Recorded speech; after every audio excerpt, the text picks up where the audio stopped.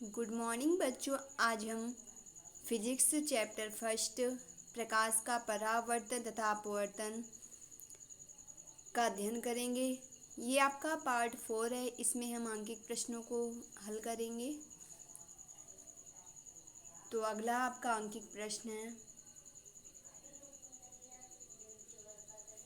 कि उत्तल दर्पण से 40 सेंटीमीटर दूर रखी वस्तु का प्रतिबिंब 10 सेंटीमीटर दूर बनता है। उत्तल दर्पण की फोकस दूरी ज्ञात कीजिए। तो हल करना है तो आप अकॉर्डिंग टू क्वेश्चन लिख लेंगे। क्या है क्वेश्चन में कह रहा है उत्तल दर्पण से 40 सेंटीमीटर दूर रखी वस्तु का, ठीक, अगर वस्तु रखी है कह रहा है इसमें, तो ये है आपकी वस्तु की दूरी। ठीक, उत्तल दर्पण में वस्तु की दूरी होती है माइनस की। ठीक, तो हम लेंगे स्मॉल यू बराबर -40 सेंटीमीटर। फिर इसके बाद कह रहा है कि प्रतिबिंब 10 सेंटीमीटर दूर बनता है, तो स्मॉल वी है, स्मॉल वी का मान कितना है 10 सेंटीमीटर प्लस का। ठीक, तो यहाँ पर उत्तल दर्पण में प्रतिबिंब का मान क्या हो जाएगा, धनात्मक। ठीक, फिर देखिए क्या है, तो आपको लिखना है, नीचे लिख देना है उत्तल दर्पण द्वारा आभासीय प्रतिबिंब बनता है जब स्मॉल वी प्रतिबिंब की जो दूरी है उत्तल दर्पण में प्लस की होगी, और जब प्लस की होगी तो यह आभासी प्रतिबिंब बनाएगा। ठीक, कैसा प्रतिबिंब बनाएगा, आभासी प्रतिबिंब। ठीक, तो आपको निकालना है इसमें क्या है, स्मॉल एफ का मान निकालना है। लिख लेंगे स्मॉल एफ बराबर क्वेश्चन मार्क, फिर सूत्र लिखेंगे 1/f बराबर 1/u प्लस 1/v। u और v का यहाँ पर v हमको निकालना है, f और u का मान रख देंगे तो 1/f बराबर, ठीक है। अच्छा, इसमें f ही निकालना था, ऊपर हमने बताया था फोकस दूरी ज्ञात कीजिए। ठीक, तो 1/f बराबर u का मान रखेंगे और v का मान रखेंगे, तो u का मान -40 है क्योंकि उत्तल दर्पण में, ठीक है, वस्तु की दूरी माइनस की होती है और प्रतिबिंब की दूरी प्लस की। ठीक, तो यहाँ पर है। ठीक, इसके बाद देखिए 1/f बराबर लिखेंगे। ठीक है, क्या अब इसको हल कर लिया, 40 और 10 का लासा लिया है, तो जब एलसीएम लेंगे तो एलसीएम लेने पर आपका 40 आया। फिर देखिए हमने हल किया है तो हमने लिखा बटे 40, और क्या करते हैं, ऊपर वाली जो संख्या है 1/-40 -40 आपका हर है, इसी को एलसीएम में भाग देंगे। तो जब 40 से 40 में भाग देंगे तो आपका 1 आएगा। ठीक है, और जो चीज़ आएगी उसको अंश में गुणा करा लेते हैं, ठीक, चिन्ह सहित। एलसीएम में आप चिन्ह, ठीक है, क्या 40 और एलसीएम में चिन्ह नहीं रखेंगे हम। ठीक, ये आपका जो माइनस है, ठीक, वो अंश में जाएगा। ठीक है, तो हमने लिखा -1 × 1 प्लस, फिर लगाया, फिर हमने 1/10 देखा और 10 से भाग दिया एलसीएम में, तो 10 चौको 40, 4 आया, 4 × 1 लिख दिया। फिर देखिए हल किया, -1 का गुणा 1 में कराया तो -1 आया, प्लस 4 का गुणा 1 में करा लिया, 4 आ गया, बटे 40 किया। अब देखिए 1/f बराबर, ठीक है, 4 में 1 घटा लेंगे तो जब प्लस का 4 है और माइनस का 1 है, तो जब 4 में 1 घटाएंगे तो 3 आ जाएगा, तो लिखेंगे 3/40। फिर इसके बाद देखें यफ निकालना है तो यफ बराबर हो जाएगा 40/3। ठीक है, तीन गुणा कर लेंगे तो 40 का गुणा 1 में करेंगे 40 हो जाएगा, 3 का गुणा यफ में करेंगे 3 यफ आ जाएगा, यफ को रोक लेंगे, यफ बराबर 40/3 हो जाएगा। ठीक, इस तरह फिर 3 का भाग 40 में देंगे तो आपका आंसर आ जाएगा यफ बराबर 13.3 सेंटीमीटर। भाग दे के इतना ही आंसर आएगा। ठीक, इसके बाद देखें अगला क्वेश्चन। ठीक, अगला क्वेश्चन है एक उत्तल दर्पण की फोकस दूरी 20 सेंटीमीटर है, इस दर्पण से 25 सेंटीमीटर दूर रखी वस्तु के प्रतिबिंब की स्थिति ज्ञात कीजिए। ठीक, तो अकॉर्डिंग टू क्वेश्चन करना है। आप देखिए फोकस दूरी स्मॉल एफ है और उत्तल दर्पण में फोकस दूरी प्लस की होती है। ठीक, ये आपको पता होना चाहिए। कह रहा है कि इस दर्पण से 25 सेंटीमीटर दूर रखी वस्तु के प्रतिबिंब, तो आपका ये जो 25 सेंटीमीटर दूर है रखी वस्तु, ये वस्तु की दूरी है और वस्तु की दूरी आपकी माइनस की होती है उत्तल दर्पण में, तो लिखेंगे स्मॉल यू बराबर -25 सेंटीमीटर। इसके बाद प्रतिबिंब की स्थिति, मतलब प्रतिबिंब की निकालना है। ठीक, प्रतिबिंब की दूरी निकालना है। स्मॉल वी बराबर क्वेश्चन मार्क लिखेंगे, सूत्र लगा देंगे 1/f बराबर 1/u प्लस 1/v। यफ का मान कितना है 20 है, रख लिया 1/f की जगह 20, तो 1/20 बराबर u का मान -25 है तो 1/-25 प्लस 1/v। इसके बाद हमने पक्षांतर किया है तो ये लिखा है 1/v बराबर ठीक, 1/-25 बराबर के उधर गया तो ये जो 1/-25 है, ठीक, वो प्लस में जाएगा, चिन्ह चेंज हो जाएगा, तो आपका है 1/20 प्लस 1/25, 20 और 25 का एलसीएम ले लिया, तो एलसीएम लिया तो 100 आ गया। अब देखें इसी तरह हल कर लेंगे तो आपका आ जाएगा 1/v बराबर, ठीक, 5 × 1 प्लस 4 × 1/100। फिर देखिए 1/v बराबर 5 × 5, 4 × 4/100, 5 और 4 जोड़ेंगे तो आ जाएगा 9, ठीक है, 9 कितना हो जाएगा, 100 हो जाएगा। इसके बाद देखेंगे आगे, इसके बाद देखें आगे हल करेंगे तो क्या आ जाएगा, v के बराबर कितना आ जाएगा, 100/9, ठीक, आप देखें 9 का भाग देंगे 100 में तो आपका आ जाएगा 11.1 सेंटीमीटर, ठीक है। तो स्मॉल वी है प्रतिबिंब की दूरी और प्रतिबिंब की दूरी का मान आया 11.1 सेंटीमीटर। अब आपको इसमें स्थिति बतानी है तो आप लिख दोगे कि जो प्रतिबिंब की दूरी है प्लस की है, ये जो है दर्पण के पीछे बनेगी, ठीक है। तो ये कर लेंगे। इसके बाद देखेंगे आगे बता रहा था प्रतिबिंब की स्थिति कैसी, तो दर्पण के पीछे बनेगा, ठीक, ये बता देना है। इसमें देखेंगे आगे अगला क्वेश्चन है, एक वस्तु उत्तल दर्पण से 6 सेंटीमीटर दूरी पर रखी गई है, ठीक, यदि दर्पण की फोकस दूरी 12 सेंटीमीटर हो तो प्रतिबिंब की स्थिति एवं प्रकृति बताइए। तो अकॉर्डिंग टू क्वेश्चन करना है, स्मॉल यू का मान माइनस का 6 सेंटीमीटर, तो ये उत्तल दर्पण में वस्तु की जो दूरी है वो माइनस का 6 सेंटीमीटर है, ठीक है, और दर्पण की फोकस दूरी एफ का मान 12 सेंटीमीटर है।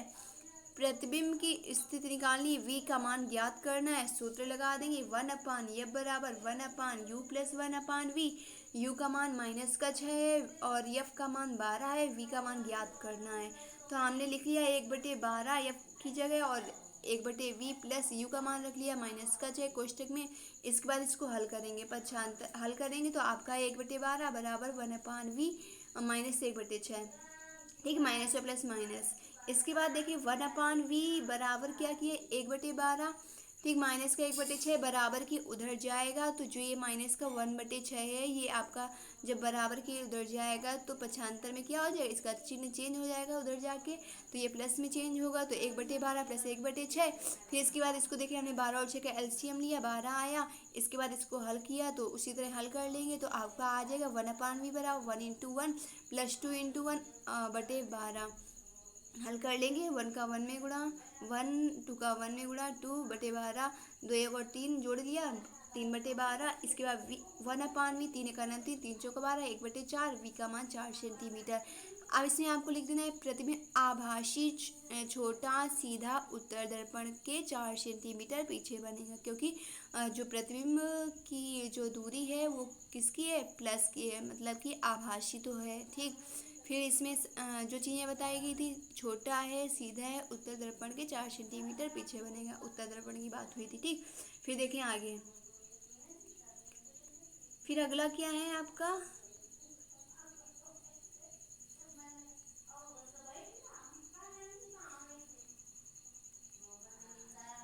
ठीक, अगला देखेंगे हम, ठीक है। अब हेडिंग है आपकी प्रकाश का अपवर्तन, रिफ्रैक्शन ऑफ लाइट, ठीक है। ठीक, हमने अब इसमें हमको पढ़ना है तो देखें क्या है, प्रकाश किरण के एक माध्यम से दूसरे माध्यम में जाने पर अपने मार्ग से विचलित होने की क्रिया को प्रकाश का अपवर्तन कहते हैं। तो प्रकाश का अपवर्तन अगर पूछा है तो हम शॉर्टकट में, ये आपकी परिभाषा है, क्या कह रहा है कि प्रकाश किरण के एक माध्यम से, और माध्यम कौन सा होगा, कोई माध्यम लेंगे, विरल माध्यम या सघन माध्यम। तो कह रहा है कि एक माध्यम से दूसरे माध्यम में जाने पर अपने मार्ग से विचलित होने की क्रिया को प्रकाश का अपवर्तन कहते हैं, ठीक है। तो अब देखिए चित्र में क्या दिया है, चित्र में आपकी ए बी और बी सी क्या है, किरण है, ठीक। तो ये प्रकाश किरण है ए बी, ठीक है, और क्या कह रहा है ए बी जो है नीचे की ओर जा रहा है बी सी की ओर, तो ये आपकी किरण हो गई, ठीक है।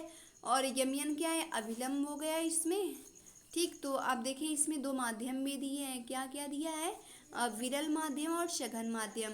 तो इसमें कह रहा था कि जब ये जो अपना मार्ग परिवर्तन करे तो इसी घटना को क्या बोलेंगे, ठीक, प्रकाश का अपवर्तन बोलेंगे। ठीक, तो देखिए इसमें क्या है, विरल माध्यम दिया है और सघन माध्यम दिया है। फिर ऊपर देखिए इसमें चेंज हुआ है, मार्ग परिवर्तन हुआ है, तो क्या हुआ है, ऊपर आपका सघन माध्यम है और नीचे क्या है, विरल माध्यम है। तो इसको, इस चित्र को बनाने के बाद इसी चित्र को देखते हुए हम भाषा लिखेंगे। तो इसमें क्या, इसमें हम समझेंगे तो वो भाषा में लिख देंगे हम। ठीक, इसी से और समझ लेंगे हम। तो देखेंगे क्या है, प्रकाश किरण ए बी पृथककारी तल के जिस बिंदु बी पर गिरती है। ठीक है, ये आपका तल है, यक्ष यक्ष डैश यक्ष। ठीक है, तो ये क्या कह रहा है कि प्रकाश किरण ए बी, ठीक, हमने बताया ये भी प्रकाश किरण है। ठीक, पृथककारी तल के जिस बिंदु बी पर गिरती है उसे आपतन बिंदु कहते हैं। तो जो बीच का जो बिंदु बी है वो क्या है, आपतन बिंदु है। आपतन बिंदु बी से पृथककारी तल पर एक अभिलंब यन बी यम, तो यन बी यम क्या है, अभिलंब है। ठीक है, तो यन बी यम को आपतित किरण तथा अभिलंब के बीच कोण को आपतन कोण कहते हैं। कोण ए बी एन आपतन कोण है, आपतन कोण को आई से प्रदर्शित करते हैं। ठीक, माध्यम परिवर्तन के कारण, ठीक है, मार्ग से विचलित किरण बीसी को अपवर्तित किरण कहते हैं। ठीक, अपवर्तित किरण तथा अभिलंब के बीच कोण को अपवर्तन कोण कहते हैं। कोण सीबीएम क्या है, अपवर्तन कोण है। ठीक, तो इतना आप लिख लोगे। इसके बाद देखें आगे। ठीक है, सारी चित्र में कौन किरण है, क्या है, ये सब चीज़ें इसमें पढ़ लेना है। फिर देखिए क्या है, इसे स्मॉल आर से प्रदर्शित करते हैं। ठीक, फिर देखें आगे क्या कह रहा है कि जब प्रकाश की किरण विरल माध्यम जैसे वायु से सघन माध्यम जैसे कांच में जाती है, तो कह रहा है कि जब प्रकाश की किरण विरल माध्यम में क्या है, वायु है। ठीक है, तो कह रहा है कि जब ये जो विरल माध्यम है वायु, ठीक, ये सघन माध्यम कांच में जाती है तो वह, और क्या जाती है, प्रकाश की किरण, तो वह अभिलंब की ओर झुक जाती है। ठीक, जब ऐसी स्थिति होती है तो ये अभिलंब की ओर झुक जाती है। इस स्थिति में आपतन कोण आई का मान अपवर्तन कोण स्मॉल आर से अधिक होता है। जब ऐसी स्थिति आ जाती है तो क्या होता है कि आपतन कोण स्मॉल आई का मान अपवर्तन कोण स्मॉल आर से अधिक होता है।